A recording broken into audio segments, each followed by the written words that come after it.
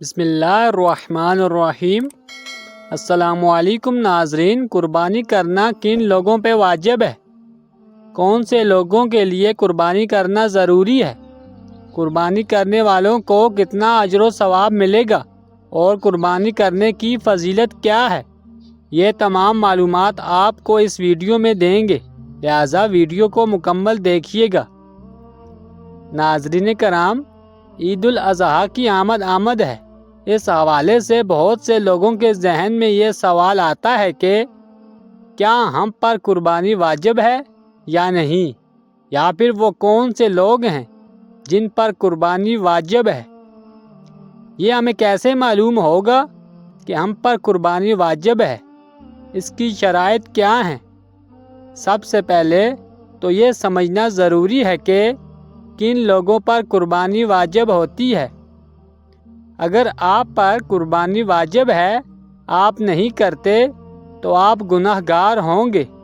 قربانی کے حوالے سے یہ بہت ضروری مسائل ہیں جو ہر مسلمان کے لیے سمجھنا ضروری ہیں۔ ایک مرتبہ صحابہ کرام رضوان اللہ تعالی علیہم اجمعین نے عرض کی، یا رسول اللہ صلی اللہ علیہ وآلہ وسلم، یہ قربانی کیا ہے؟ فرمایا، قربانی تمہارے باپ ابراہیم علیہ السلام کی سنت ہے۔ پھر انہوں نے پوچھا، یا رسول اللہ صلی اللہ علیہ وآلہ وسلم، اس میں ہمارے لیے کیا ثواب ہے؟ فرمایا، جانور کے ہر بال کے بدلے ایک نیکی ہے۔ تو پھر صحابہ کرام رضوان اللہ تعالی علیہم اجمعین نے پوچھا، اون کے بارے میں کیا حکم ہے؟ فرمایا، اون کے ہر بال کے بدلے نیکی ہے۔ قربانی ایک اہم مالی عبادت ہے۔ نبی کریم صلی اللہ علیہ وآلہ وسلم نے ہجرت کے بعد 10 سال تک مدینہ منورہ میں قیام فرمایا اور ہر سال قربانی کرتے رہے، جس سے معلوم ہوا کہ قربانی صرف مکہ معظمہ ہی کے لیے مخصوص نہیں ہے، بلکہ ہر شخص کے لیے ہے جو صاحب نصاب ہو، چاہے وہ کہیں بھی رہتا ہو۔ نبی کریم صلی اللہ علیہ وآلہ وسلم نے فرمایا کہ جس شخص نے خوش دلی کے ساتھ طالب ثواب ہو کر قربانی کی، اسے آتش جہنم سے بچا لیا جائے گا۔ محترم ناظرین، اب بات کرتے ہیں کہ قربانی کن لوگوں پر واجب ہوتی ہے۔ قربانی ہر صاحب نصاب پر واجب ہوتی ہے۔ صاحب نصاب کس کو کہا جاتا ہے؟ صاحب نصاب اس کو کہا جاتا ہے کہ جس کے پاس اتنا روپیہ پیسہ ہو، یا پھر سونا چاندی ہو، یا پھر کوئی کاروبار ہو، یا پھر ضرورت سے زیادہ سامان ہو۔ اگر کسی شخص کے پاس یہ چیزیں موجود ہیں تو وہ صاحب نصاب ہوگا۔ نمبر 1 سونا، نمبر 2 چاندی، نمبر 3 نقد کیش، نمبر 4 بزنس کا سامان، نمبر 5 ضرورت سے زائدہ سامان۔ ضرورت سے زائد سامان وہ ہوتا ہے جو آپ پورے سال استعمال نہ کریں۔ مثال کے طور پر، اگر کسی شخص کے پاس 3 گاڑیاں ہیں اور وہ ایک گاڑی استعمال کرتا ہے، مگر 2 گاڑیاں سال بھر کھڑی رہتی ہیں، تو یہ جو گاڑیاں کھڑی رہتی ہیں یہ ضرورت سے زیادہ ہیں۔ اگر کسی شخص کے پاس 3 مکان ہیں، 2 میں کوئی نہیں رہتا لیکن ایک مکان میں وہ رہتا ہے، تو وہ 2 مکان ضرورت سے زیادہ ہیں۔ اگر یہ 5 چیزیں ہیں تو 5 کو جوڑیں گے۔ اگر 3 چیزیں ہیں تو 3 چیزوں کو جوڑیں گے۔ اگر آپ کے پاس کیش ہے اور سونا چاندی نہیں ہے، یا ان 5 چیزوں میں سے ملا کر ٹوٹل کی مالیت دیکھیں گے۔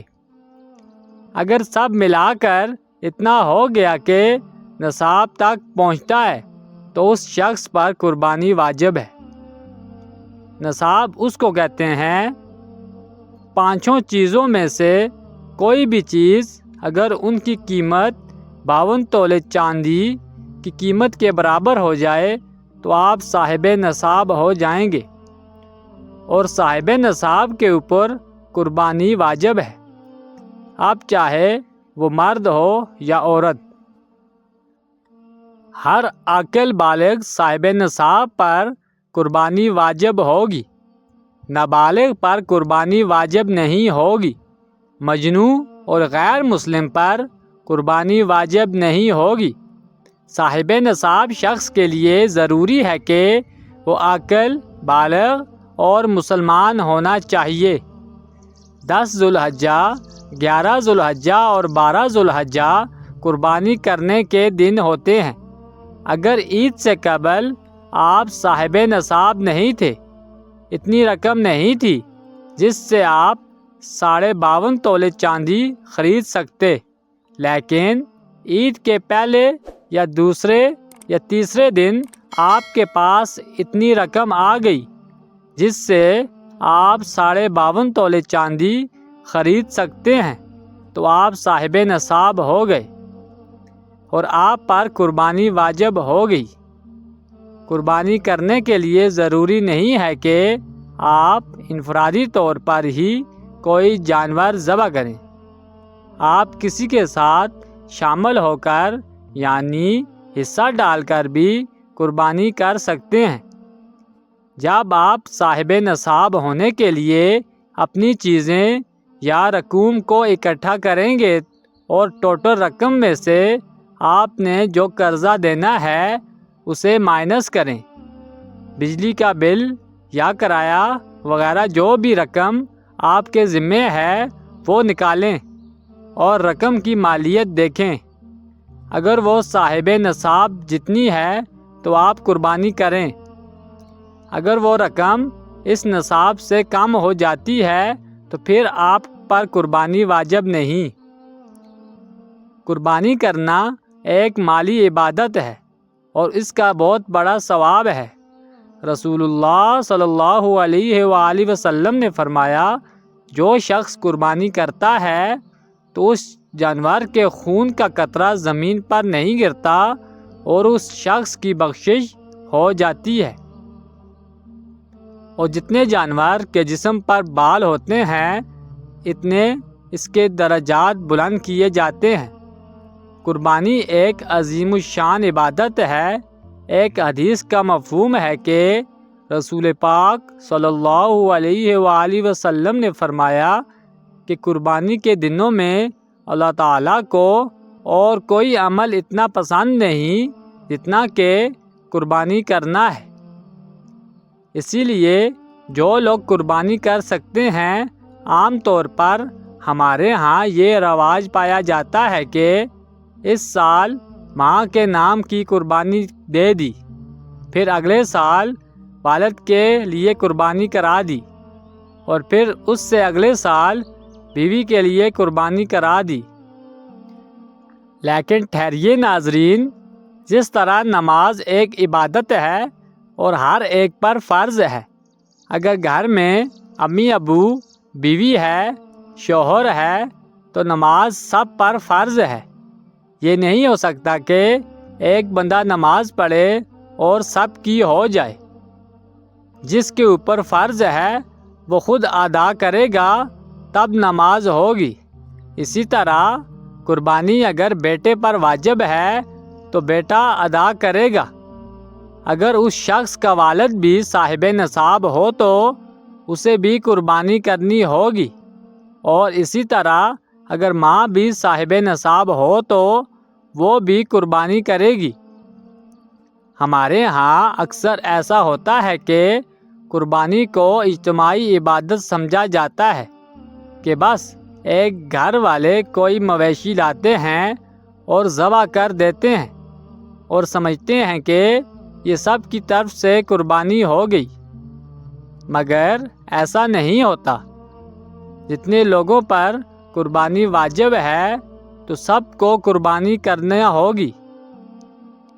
شوہر اپنی بیوی کی طرف سے کر سکتا ہے، مگر شوہر اگر خود بھی صاحب نصاب ہے تو اسے اپنی بھی قربانی کرنی ہوگی۔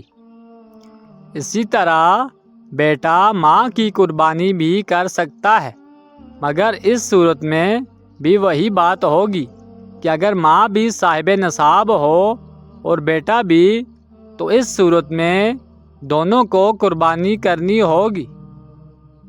تم میں سے جس نے بھی قربانی کرنی ہو تو اسے چاہیے کہ جب ذوالحجہ کا چاند نظر آ جائے تو اس کے بعد بال اور ناخن نہ کاٹے، چونکہ یہ حکم نبی کریم صلی اللہ علیہ وآلہ وسلم سے منقول ہے، اس لیے اس عمل کو مستحب قرار دیا گیا ہے کہ قربانی کرنے والا اپنے ناخن اور بال اس وقت تک نہ کاٹے جب تک قربانی نہ کر لے۔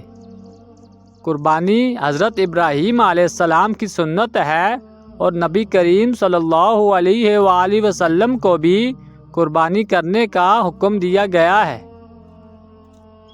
ارشاد باری تعالی ہے، تو تم اپنے رب کے لیے نماز پڑھو اور قربانی کرو۔ قربانی کرنے کے بعد بہتر یہی ہے کہ گوشت کے 3 حصے کیے جائیں، ایک حصہ اپنے لیے، دوسرا حصہ اپنے دوستوں رشتہ داروں کے لیے، اور تیسرا حصہ غریبوں، مسکینوں اور فقیروں کے لیے۔ قربانی کا گوشت کافر، مشرک، ہندو اور بے دین مرتد کو نہ دیں، اور گوشت کسائی کو اجرت پر نہیں دے سکتے۔ اللہ تعالیٰ تمام مسلمانوں کی قربانی قبول فرمائے اور تمام لوگوں کو یہ نیکی کا کام کرنے کی توفیق عطا فرمائے، آمین۔ ناظرین، اگر آپ کو ہماری ویڈیو اچھی لگی ہو تو اسے لائک کریں اور مزید ایسی اسلامی ویڈیوز کے لیے ہمارے چینل کو لازمی سبسکرائب کریں۔